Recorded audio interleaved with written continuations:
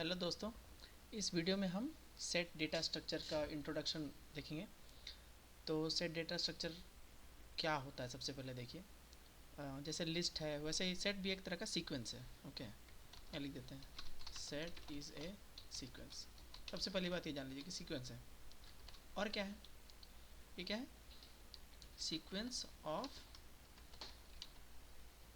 Unique elements, unique and ordered elements, ये बात है इसमें। यूनिक मतलब एक एलिमेंट एक ही बार होगा। ओके, ऑर्डर्ड मतलब एक क्रम में होता है, ऑर्डर में होता है, जैसे असेंडिंग ऑर्डर या डिसेंडिंग ऑर्डर में। तो ये लिस्ट से इसलिए फ़र्क है, इसमें लिस्ट या अरे से इसमें डिफरेंस है। अब देखिए क्या है कि यूनिक होने का फ़ायदा क्या है। यूनिक होने का फ़ायदा क्या, ऐसा सिचुएशन आता है जहाँ पे आपके बहुत रिपीटेड डेटा आता रहता है, तो आपको कुछ ढूंढ ढूंढ के हटाने की ज़रूरत नहीं है, रिप्लेस करने की ज़रूरत नहीं है। आप सेट में ही डायरेक्ट डालते जाइए और अपने आप आपको यूनिक कलेक्शन मिल जाएगा। ऑर्डर्ड का क्या फ़ायदा है? ऑर्डर्ड का फ़ायदा है कि सर्च करना आसान है। जैसे कि असेंडिंग ऑर्डर में या डिसेंडिंग ऑर्डर में है, तो आपको पता है कि कौन कहाँ पे हो सकता है एलिमेंट, मतलब एक अप्रॉक्सीमेट आइडिया होता है, तो आप ढूंढने में बहुत फास्ट हो जाता है। ओके, तो इसका फ़ायदा क्या हुआ? Searching is fast. ओके, अब इसका इंट्रोडक्शन एग्जाम्पल देखते हैं, बहुत छोटा सा। सेट बनाने का क्या तरीका है? बस कर्ली ब्रेस के अंदर जो भी लिख दीजिए वही सेट हो गया, यही आपका सेट हो गया। ओके, अब देखिए इसको प्रिंट करके दिखा देते हैं, प्रिंट एस। ओके, अब देखिए इसको प्रिंट करेंगे, देखिए प्रिंट हो गया। सिंपल एग्जांपल है। मैंने बोला कि यूनिक है, देखिए क्या करते हैं, एक और एलिमेंट इसमें डालते हैं 5। अब देखिए क्या है, ये तो यूनिक रहा नहीं, लेकिन ये दिख नहीं रहा यूनिक, लेकिन पाइथन अंदर में इसको यूनिक बना देगा। कैसे?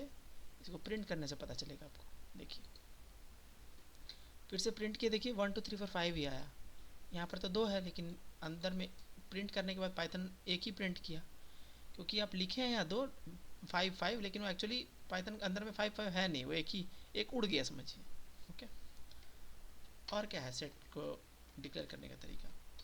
S1 इक्वल टू सेट, ऐसे लिख सकते हैं। सेट एक बिल्ट इन फंक्शन है, set is a built in function. Built in का मतलब क्या होता है कि वैसे फंक्शन जो पाइथन को पहले से पता होता है। देखिए इसके लिए इंपोर्ट करना नहीं पड़ता है कुछ भी, इसको पाइथन का इंटरप्रेटर को या कंपाइलर को पहले से पता है। आप लिख सकते हैं S1 equal to ABC DEF। Okay, फिर से ABC लिख देते हैं। मैं रिपीट कर रहा हूँ, लेकिन एक्चुअली प्रिंट करेंगे तो रिपीट रहेगा नहीं। देखिए प्रिंट S1। ओके, अब देखिए, ये देखिए देखिए ABC और DEF, दूसरा ABC आया ही नहीं, क्योंकि वो रिपीटेड है तो वो हट जाता है। ओके, ये हुआ बेसिक इंट्रोडक्शन सेट के लिए। इसका यूज़ भी आपको बता दिए कि ऑर्डर में है तो ढूंढना आसान है। कैसे ढूंढना आसान है, एक एग्जांपल देख के बताते हैं। ये सर्चिंग जो होता है लॉग एन होता है इसमें। एग्जांपल क्या है देखिए, कि मान लीजिए 1 से 100 तक का एलिमेंट दिया हुआ है। अब मैं बोलूँगा कि 25 है कि नहीं है उसमें ढूंढना है, तो कैसे ढूंढिएगा?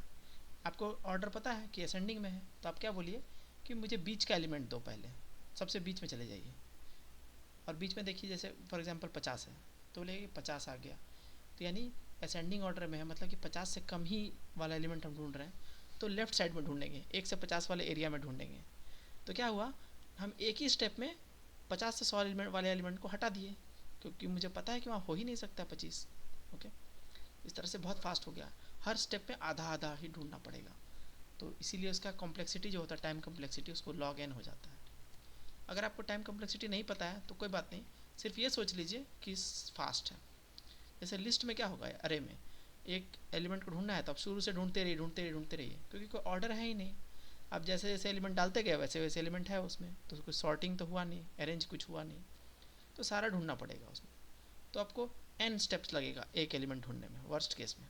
ओके, इसमें क्या लगेगा, लॉग एन लगेगा वर्स्ट केस में। ओके, तो ये हुआ बेसिक सेट का इंट्रोडक्शन। ओके, इस वीडियो में इतना ही। धन्यवाद।